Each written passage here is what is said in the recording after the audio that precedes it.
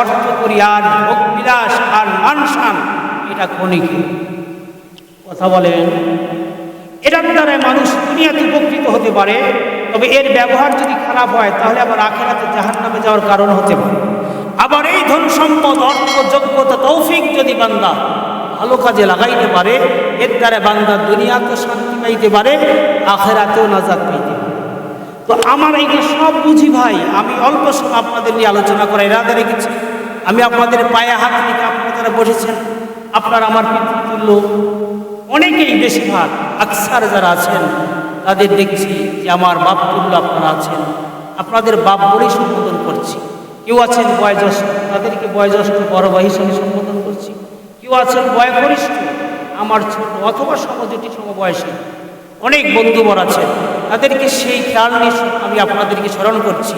আমরা একটু সময়কে ইনশাল্লাহ এই কোরআনের জন্য দিতে রাজি আছি। ভাই একটু ভালো করে বুঝে বলেন, ভালো বুঝে বলেন।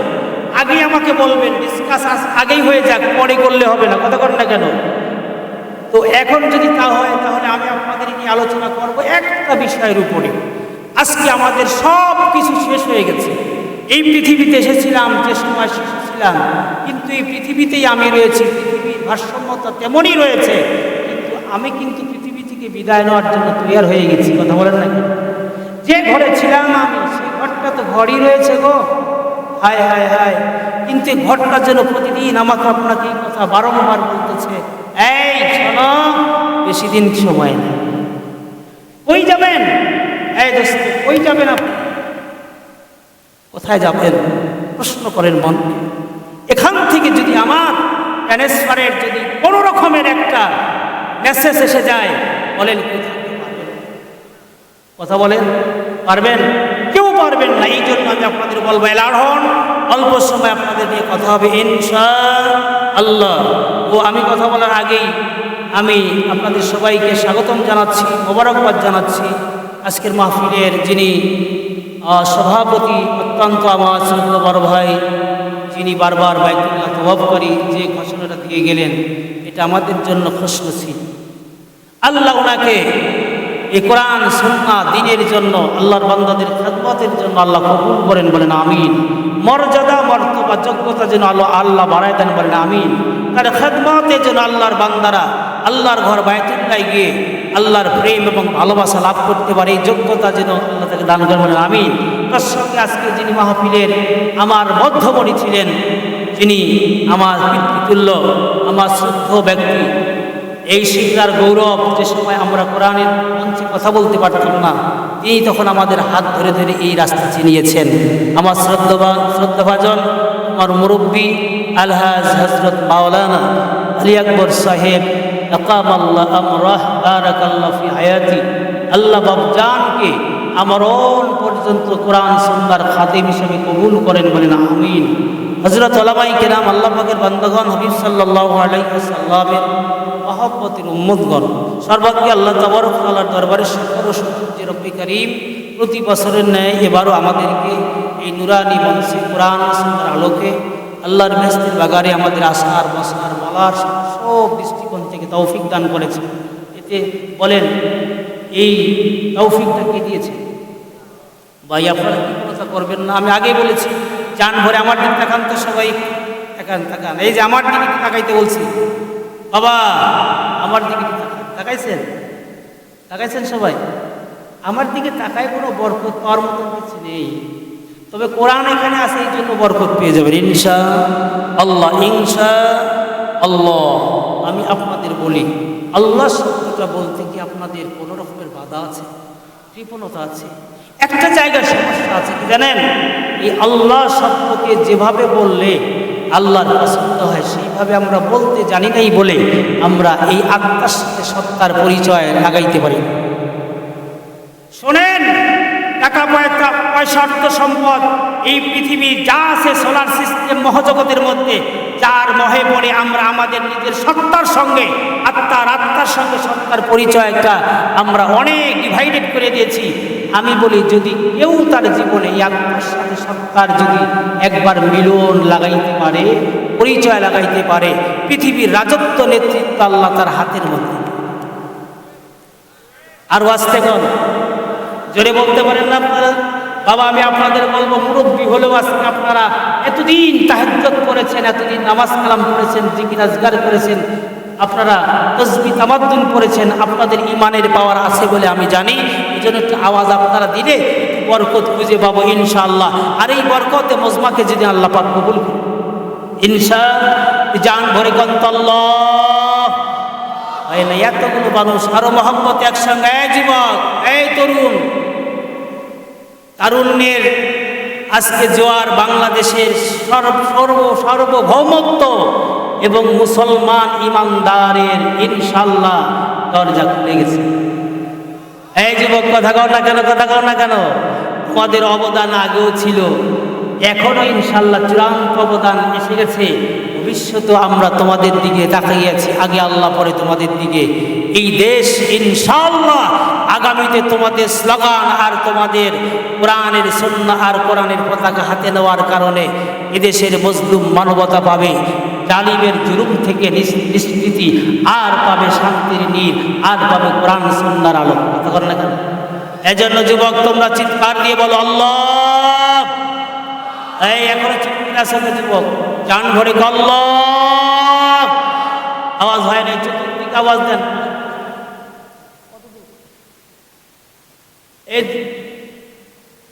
এই কবরস্থানে সবাই রাখছেন আপনজন কার কার আছে দেখি, হাত জায়গা দেখেন তো, মা দাদার আপনজন কাদের আছে এই কবরস্থান?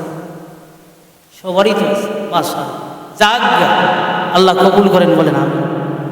আছে তো? এই আওয়াজটা ওদের কানে গেলে ওরা বেশি খুশি। আমার ছেলে না আওয়াজ দিতেছে, আবার ওই দিক দিয়ে মেসেজ আসতেছে কি জানেন? আল্লাহ ডাক দিয়ে বলতেছে, ফেরেশতা যা, ওর নাতি বসেছে, ছেলে বসেছে, আল্লাহ শব্দ আমাকে ডাকতেছে। সুবহানাল্লাহ। সাব্বাহা লিল্লাহি মা ফিস সামাওয়াতি ওয়া মা ফিল আরদ। ঈমানের তাগিদে বলবেন ইনশাআল্লাহ।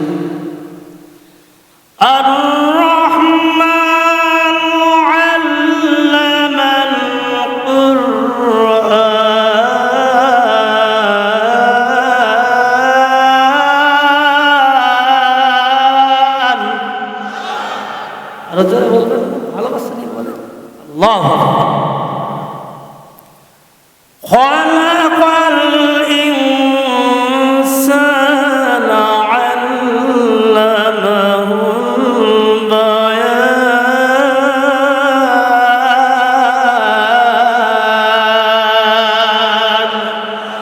একসঙ্গে যদি আপনারা বলেন মজমাটা কত মনোরম লাগবে, সুন্দর লাগবে, মাঝখান থেকে আল্লাহ খুশি হবে, আর কবরে যারা আছে এই আওয়াজ বুলন্দ হওয়ার কারণে বেশি বেশি বরকত যাবে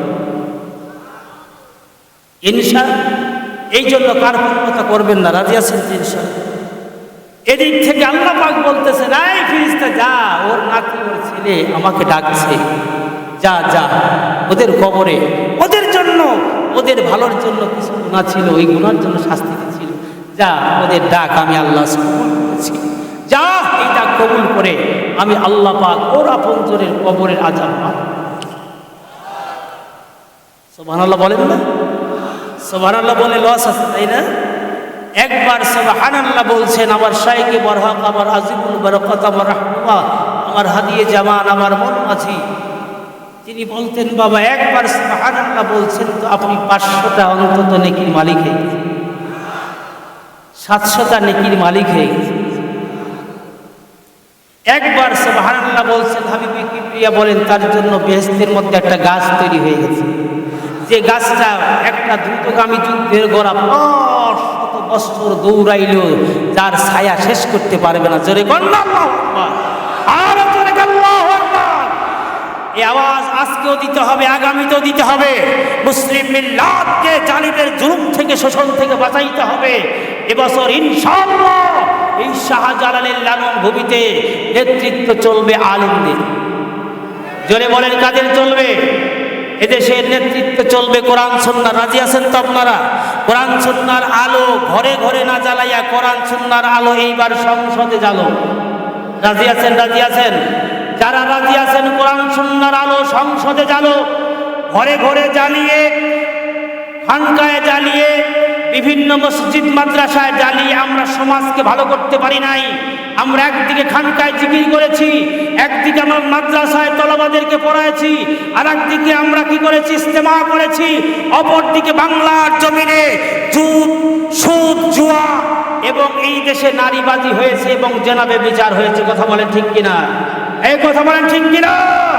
এই জন্য কোরআন সুন্নাহর আলো আজকে ঘরেও জ্বালাবো না, দিলেও জ্বালাবো না। কোরআন সুন্নাহর আলো একবারে আমরা সংসদে জ্বালাবো। কে রাজি আছেন? হাত জায়গা তাকবীর দিয়ে বাদ্য মুজাহিদের মতো বুঝায় দেন। এইবার ইনশাআল্লাহ সিংড়ার জমিন হবে আলেমদের জমিন, সিংড়ার জমিন হবে কোরআনের জমিন, সিংড়ার জমিন হবে নবীর আদর্শের জমিন। কারা চান হাত জায়গা তাকবীর লাগাই দেবে না? হইলে তাকবীর হই, হাত জায়গায় থাকেন, হাত জায়গা।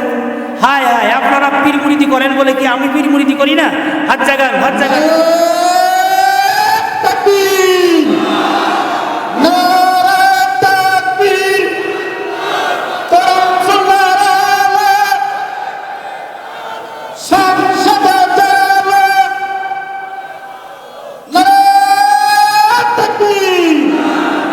মাশাআল্লাহ। ভাইরা আমার বলেন, আমি আপনাদের কারো বিরুদ্ধে যাব না, আপনাদের ভয় নাই। কিন্তু আমি আওয়ামী লীগের বিরুদ্ধে যাই না, বিএনপির বিরুদ্ধে যাই না, কোনো দলের বিরুদ্ধে যাই না। তবে আমরা ইমানের রাস্তায়, আমলের রাস্তায়, আল্লাহর জন্য, নবীর জন্য, কবরের জন্য আমরা এক। কথা বলেন, কথা বলেন না কেন? আমরা আল্লাহর হাবিবের জন্য এক। আমরা হাবিবে কিবরিয়াকে ভালোবাসি, আমরা জীবন দিয়েই ভালোবাসবো। কথা বলেন না কেন? প্রয়োজন হলে রক্ত দেবো। কথা বলেন না কেন? আজকে আমরা এই জমিনে আল্লাহর হাবিবের জন্য অনেক আমল করব, দরুদ শরীফ পড়ব, আর আল্লাহর হাবিবকে নিয়ে কেউ ব্যঙ্গ করবে আর আমরা বসে থাকবো। এটা আল্লাহর হাবিবকে মূলত ভালোবাসা নয়, শ্রদ্ধা জানানো নয়, বরং আল্লাহর হাবিবের সঙ্গে যেন একটা দুশ্মনী করা। কথা বলেন না কেন? ভালোবাসা তো যেমন বাসবো, যেমন ভালোবাসায় ছিলেন হযরতে তালহা রাদিয়াল্লাহু তাআলা। আল্লাহর হাবিব সাল্লাল্লাহু আলাইহি ওয়াসাল্লামের ভালোবাসার কথা বলছেন। আমি আপনাদের বলি, ভালোবাসার রূপটা দেখায় দেই। সাহাবায়ে কেরাম রাসূলকে কেমনে ভালোবাসতেন। আল্লাহর হাবিব যখন দ্বীনের কাজে ইসলামকে, কোরআনকে নিয়ে, ইসলামের পতাকা নিয়ে সামনের দিকে আগিয়ে যাচ্ছিলেন, বাতিলের অপর দিকে আল্লাহর হাবিবের উপরে যখন নাকি ভাইরা আমার নির্যাতনের রোজ টিমার চালাচ্ছিল, ওই সময় সাহাবায়ে কেরাম তাদের বুকটা পেতে দিয়ে বলেছিল, আমাদের বুক ছিদ্র করে আমার রাসূলের গায়ে তোমরা আঘাত করো। কথা বলেন না কেন? আপনারা কি এরকম মনোভাব আছে? সবার আছে তো ইনশাআল্লাহ? আছে তো ইনশাআল্লাহ? তাহলে এবারে আর কাদিয়ানি বাংলাদেশে থাকবে না। যেরকম থাকবে, কাদিয়ানিরা আমার রাসূলের শত্রু না দুশমন? কথা বলেন না কেন? বন্ধু না দুশমন? কাদিয়ানিরা আমার নবী দুশমন। আমরা এই দেশে কাদিয়ানিদের কোনো মতবাদ এই দেশের কোনো মুসলমানের ঘরে আমরা দেখতে চাই না, রাস্তায় দেখতে চাই না। বাংলার এই জমিনের একটা সুস ফেলা জায়গা আমরা তাদেরকে দেখতে চাই না, কারণ কাদিয়ানিরা হচ্ছে আল্লাহর রাসূলের দুশমন, মুসলমানের দুশমন, দুশমন ইসলামের দুশমন, কোরআনের দুশমন। কথা বলেন, কথা বলেন, কথা বলেন। আমি কিন্তু একবারে আপনাদের আশিকের রাসূলের উপর কথা বলার চেষ্টা করব ইনশাআল্লাহ, টেনশন। কিন্তু আমি কথা বলার আগে আমি আপনাদের জিনিসটা বোঝাবো না যে কোনটা আসল, কোনটা না কোন। কথা বলেন না কেন? বাংলাদেশে আসলের নামে তো আজকে ভণ্ডামি চলছে। আমি আসতেছিলাম বগুড়া থেকে গ্যাস নিয়ে, আমার তো বাড়ি আপনাদের সিংড়ায়। আমি আসতেছিলাম, আসতে লেগে দেখি এরাও চায়, এরাও নিজেকে দাবি করে মুসলমান, এরাও চায় আমাদের, মানে বলে এরাও আমরা কোরআন মানি, সুন্নাহ মানি, এরাও কিন্তু বিশ্বাস রাখে যে আমরা জান্নাতে যাব। কিন্তু এই মানুষগুলা কি করতেছে? গিয়েছিল আটরশি, যাওয়ার সময় গান বাজাইছে, আসার সময় গান বাজাচ্ছে। বলেন এদের আকীদা, বলেন এদের চাওয়া পাওয়া অনুযায়ী কি এদের কি নাজাতের কোনো কথা আছে? কথা বলেন, তওবা ছাড়া আছে? তাহলে এদেরকে ফিরান দরকার না? যেরকম ফিরান দরকার না। এই জন্য এখান থেকে আমাদের প্ল্যান করতে হবে, সিদ্ধান্ত নিতে হবে, নিজে বাঁচবো, অপরকে বাঁচাবো। নিজে বাঁচবো, অপরকে। রব্বে করিম আমাদের তৌফিক দেন, বলেন আমিন। আজকে আপনাদের নিয়ে ছোট্ট একটা আলোচনা, আপনাদের নিয়ে এই আলোচনাটা যদি আপনারা মূলত আমরা যদি গ্রহণ করতে পারি, আগামী দিন আমাদের হবে ইনশাআল্লাহ সুদিন, দুনিয়াও সুদিন, আখিরাতও সুদিন ইনশাআল্লাহ। ভয় পাইবেন না। একটা বিষয়ের উপর আলোচনা হবে আজকে, সেটা হচ্ছে এই, আমি যদি আপনাদের প্রশ্ন করি আপনারা কারা, বলবেন মুসলমান, বলবেন না? আবার যদি প্রশ্ন করি যে আপনারা কে, বলবেন আমি মানুষ, বলবেন না? আমরা কি বলেন তো? জোরে বলেন কি? এই মানুষ বলতে আপনাদের কষ্ট হচ্ছে? বলেন আমরা কি মানুষ? আলোচনা শুরু হয়ে গেল। কোরআন কেন এসেছে, নবীর আদর্শ কেন এসেছে, খুব বুঝবেন। তো মানুষ ঠিক, কিন্তু মানুষ দুই প্রকার। জোরে বলেন কয় প্রকার? দুই প্রকারের মানুষ। আমি এই দুই প্রকারের মানুষের কথা আলোচনা করব।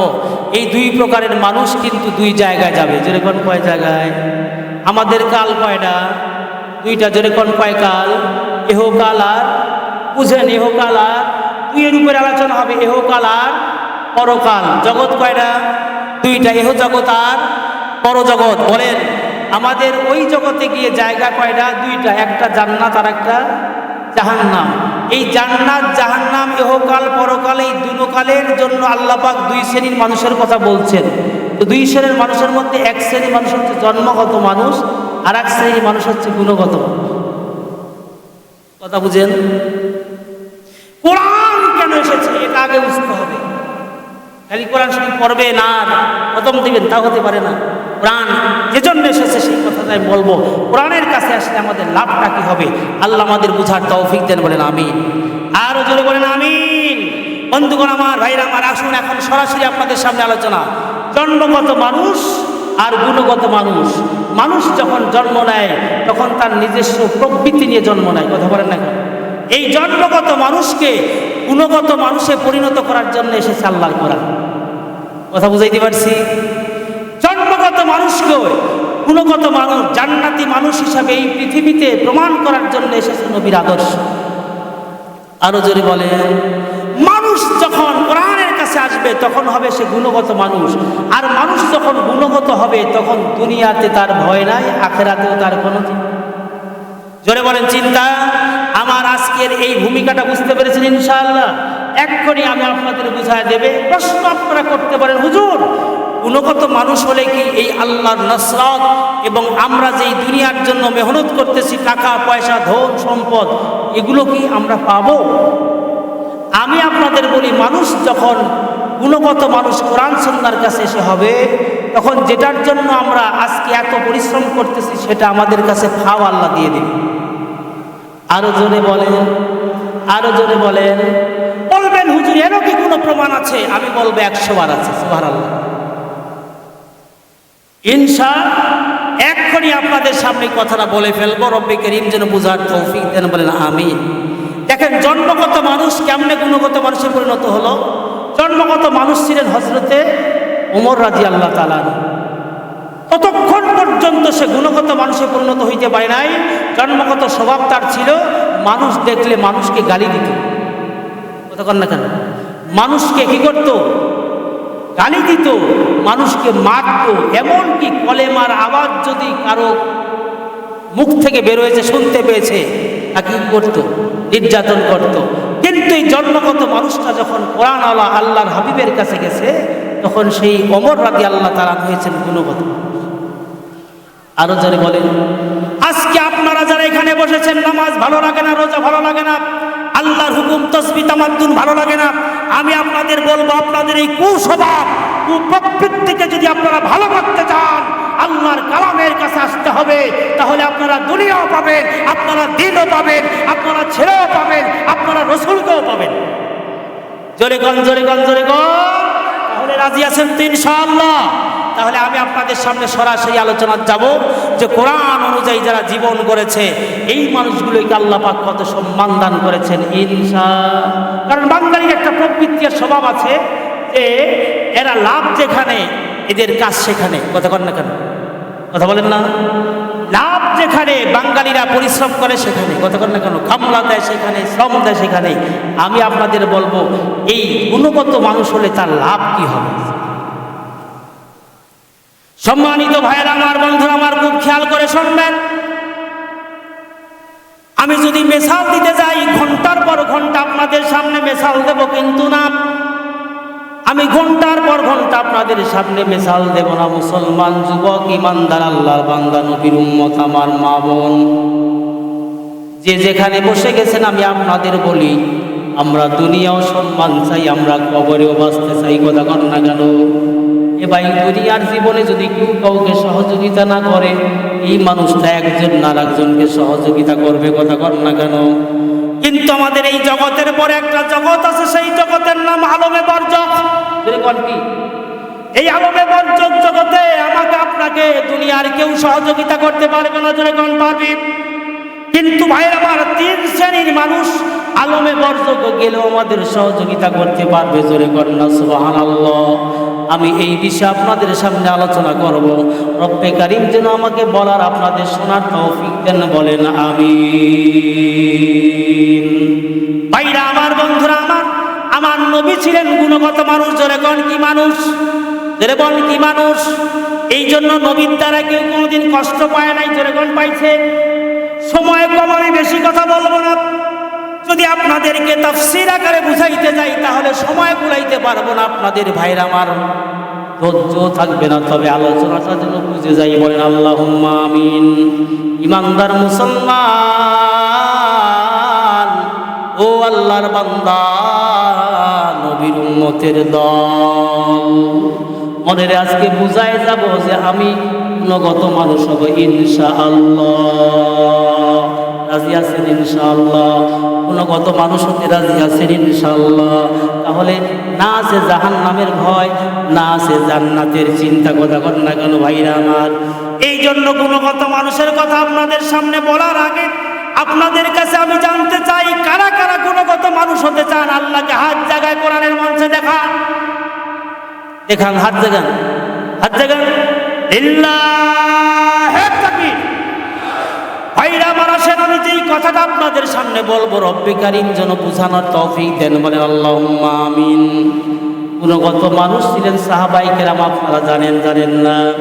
কত দূরে আমি যাব না, আপনাদের শানে কুলে কোরআনের সাথে যারা নিজেকে জড়ায় দিছে রে ভাই, এই মানুষগুলো যখন আল্লাহর পছন্দর, আল্লাহর ভালোবাসার হয়েছে, সত্তার সঙ্গে আত্মার যখন সম্পর্ক হয়ে গেছে, এই মানুষগুলো যখন দুনিয়ায় বসে আসমানের দিকে হাতখানা উঠাইছে, উঠাইতে দেরি আমার মাওলা হাত কবুল করতে দেরি করে না। আরো জোরে বলে আল্লাহু আকবার। এ মুসলমান ইমানদার, হাত জাগাইছে, হাতখানা নামাইতে যতটুকু দেরি না হয়েছে, আসমানের মালিক কবুল করতে দেরি করে নাই। আরো জোরে কন, জোরে কন। এই পৃথিবীতে আল্লাহর কোরআন আর নবীর মহব্বত কলিজার মধ্যে রেখে একজন মানুষ নবীর ভালোবাসা কলিজার মধ্যে লালন করে এই পৃথিবীর বুকে আল্লাহর পছন্দের মানুষ হয়েছিলেন। সেই মানুষটার কথা যদি আপনাদের সামনে বলি, অল্প সময় বলবো। আপনারা ওয়াইস কর্মী রহমতুল্লাহ আলাইহির নাম শুনেছেন, জোরে কোন শুনেছেন? হায় হায়, এত দামি, এত দামি আর এত আল্লাহ প্রেমিক আর নবী প্রেমিক যে মুসলমান। আমি কিন্তু ঘটনা বলে আপনাদেরকে সময় নেব না, মেসাল দেওয়ার জন্য বলি, শোনেন। যে ওয়াসকর্ণী রহমতুল্লাহ সঙ্গে নবীজির চিরদিনের এত সম্পর্ক, যেই করণনগরে বসবাস করতেন এই পাগল আশিকে রাসূল, সুবহানাল্লাহ, করণনগরে বসবাস করতেন তিনি। পয়গম্বর আরবি সাহাবীদেরকে বলতেন, সাহাবীরে, আমি যখন করণনগরের দিকে আমার মুখখানা ফিরাই, আমার বুকখানা লাগাই, তখন আমার নাকের মধ্যে আমার ওয়াসকর্ণীর প্রেমের গন্ধ আমার নাকের মধ্যে লাগতে থাকে। আরো জোরে বলে। বাইরে আমার বন্ধুরা, এখানেই শেষ নয়।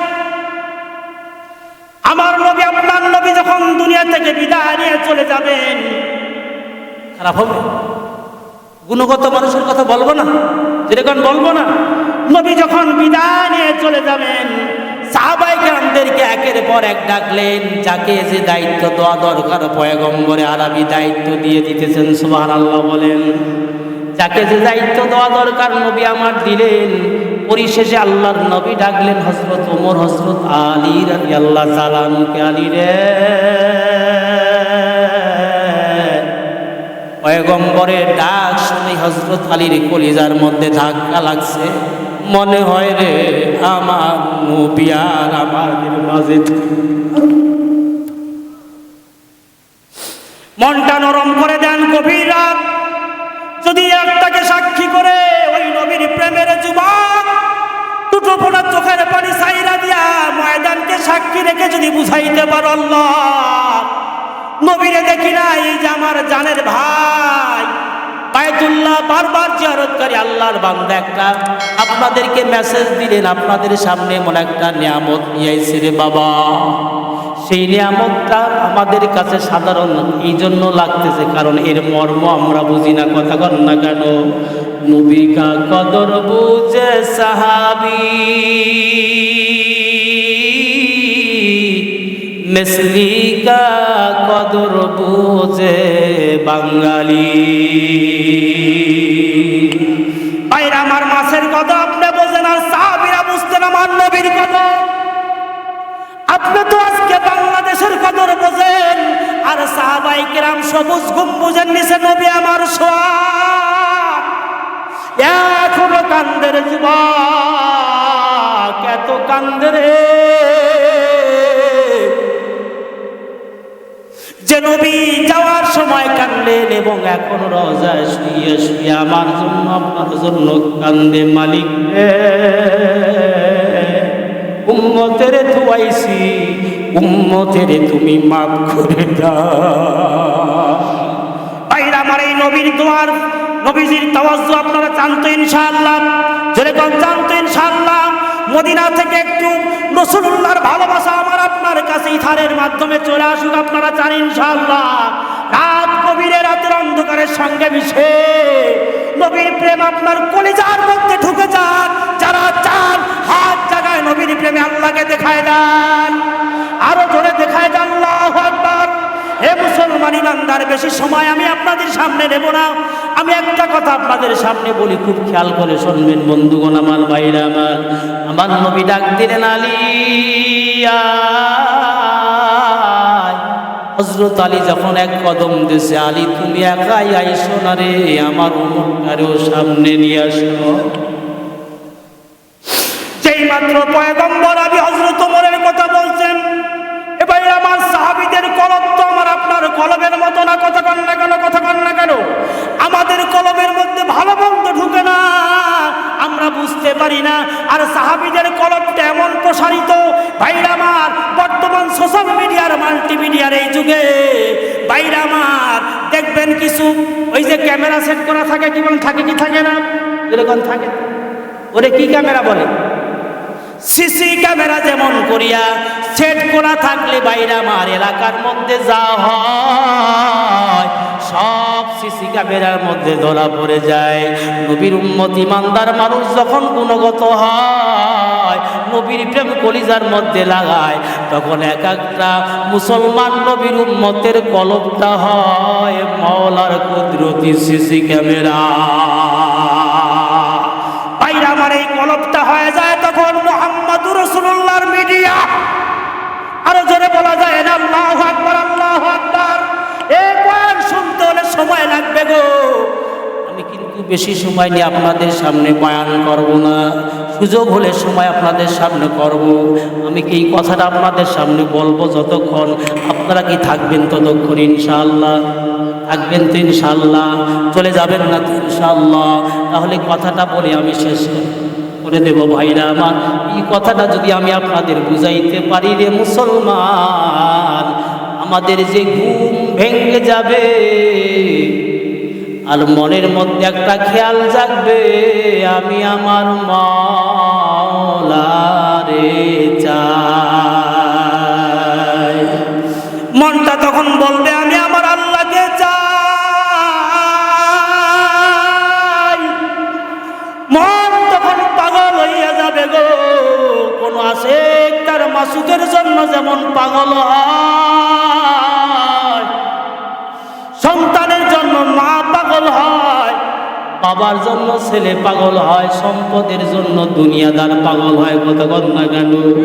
ও মুসলমান ইমানদার, এই দুনিয়া এক শ্রেণীর মানুষ আছে যারা মাওলার পাগল।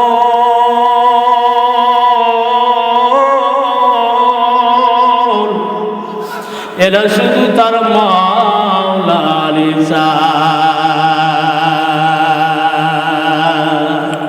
আপনারা কি চান ইনশাআল্লাহ যেরকম জানতো ইনশাআল্লাহ খুব ত্বরিত আমি আপনাদের মেসেজ দিয়ে যাব ভাইয়েরা আমার, খুব খেয়াল করে কথাটা শোনার জন্য আমি আপনাদের বলতেছি।